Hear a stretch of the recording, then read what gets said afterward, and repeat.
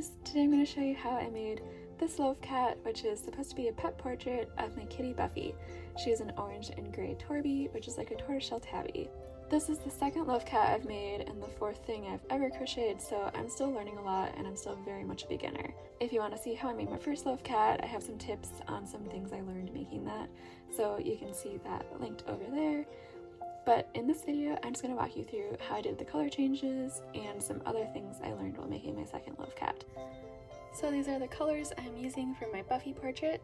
This is Bernat Blanket in a tweed color. I can't remember what this is called, but I will link it below. And then she's also got some stripy colors on her kind of sporadically, so I'm thinking some of this darker color in this ombre ball might be good. This one is Bernat Baby Blanket. And here's Buffy checking out what I'm doing, probably here to help me and eat my yarn. So if you watched my first crochet cat video, you probably already know that I made a first attempt with this tweed yarn and it didn't go very well. So here's how my second attempt at the orange kitty is going so far. I did this last night during one episode of a show, so for me that's pretty fast compared to how I was crocheting before.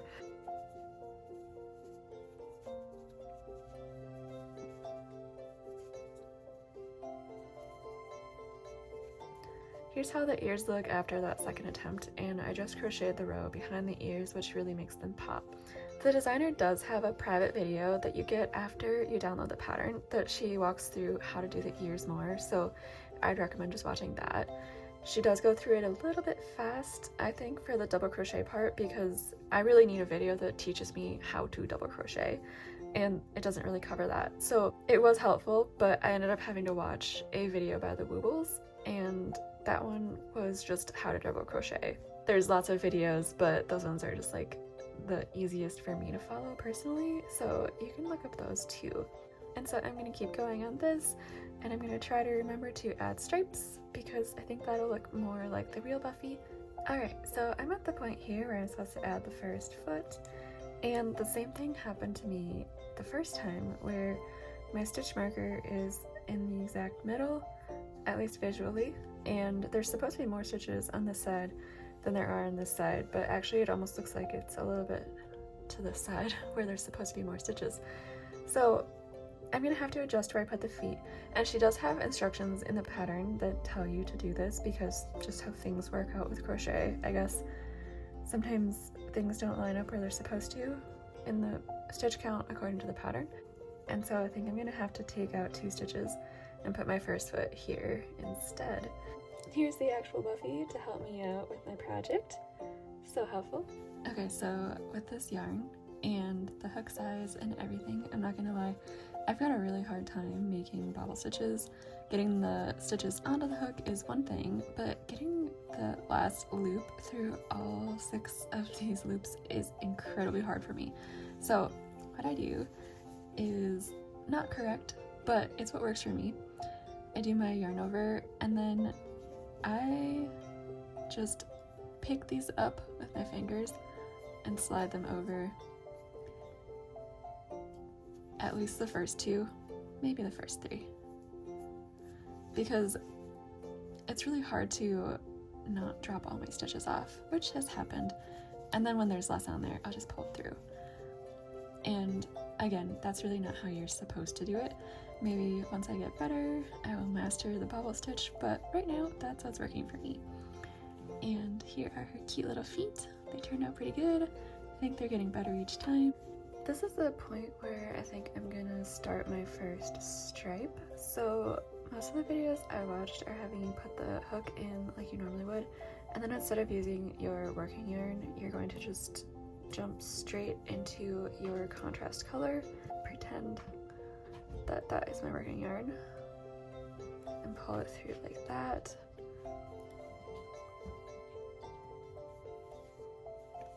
And then snug it up. And one thing I'm not quite sure about, and maybe I'll figure this out later, maybe there's someone who knows the answer. I think there's mixed opinions on it though.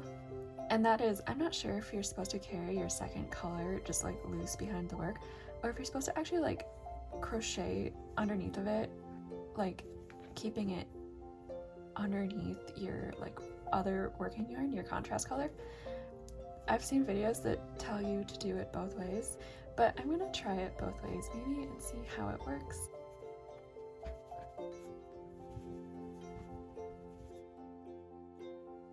Okay, so I'm just gonna stop there and see how that looks. I just have my orange yarn hanging back here.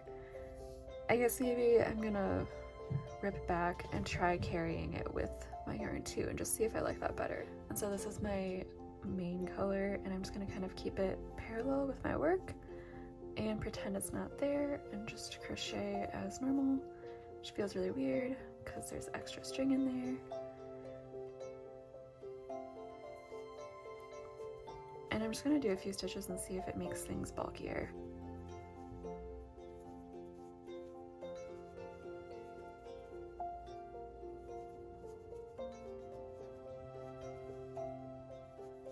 Alright, so I did a few stitches like that, and I think this is just a little nubbin hanging out that didn't get pulled tight enough.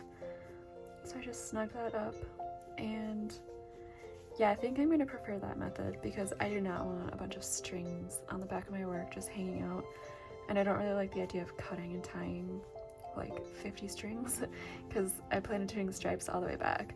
So I'm probably just going to weave in this end. So I'm at the point here where I'm at the end of where I want my stripe to be, and I'm going to switch yarns and kind of wrap that to the back, I think, and then switch back to using the orange as my working yarn. Here's Buffy again, so helpful. So I think I'm just going to keep doing the same thing, but keeping the gray yarn, carrying that along, and just use the orange as my working yarn again.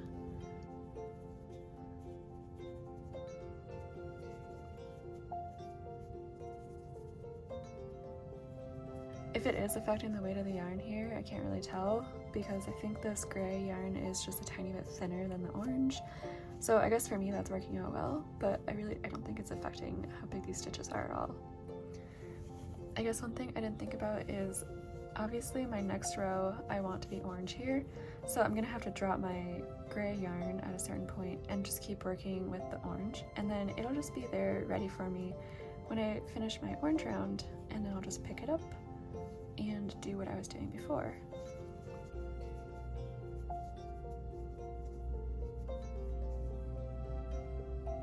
And there's how that gray stripe is looking.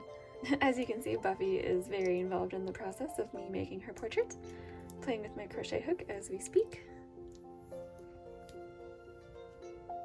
One thing I almost forgot to do is add the eyes, because I'm at the point where you're supposed to do that in the pattern, and that would be quite difficult to do later on if I forgot. I had debated doing like a terracotta color yarn for her nose because her nose is actually more terracotta than it is black, but I don't think that's going to show up good enough on here, so I am just going to use black for the little X shape for her nose, like that.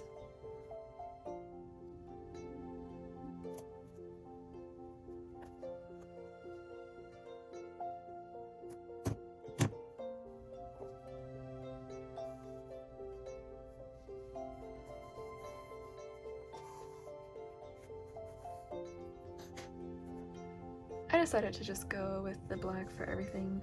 It might not be super accurate to how she actually looks, but it's not like this is an exact portrait by any means. I think the black just pops a little bit more on there, so I'm gonna go with that.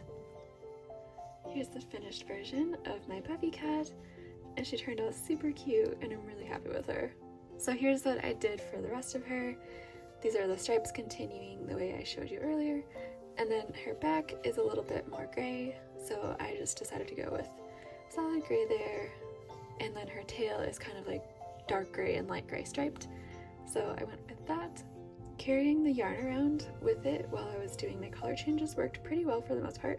The only thing is that there are some areas here that I noticed afterwards where the gray yarn is showing through, and I think there's some areas up here where the orange is showing through.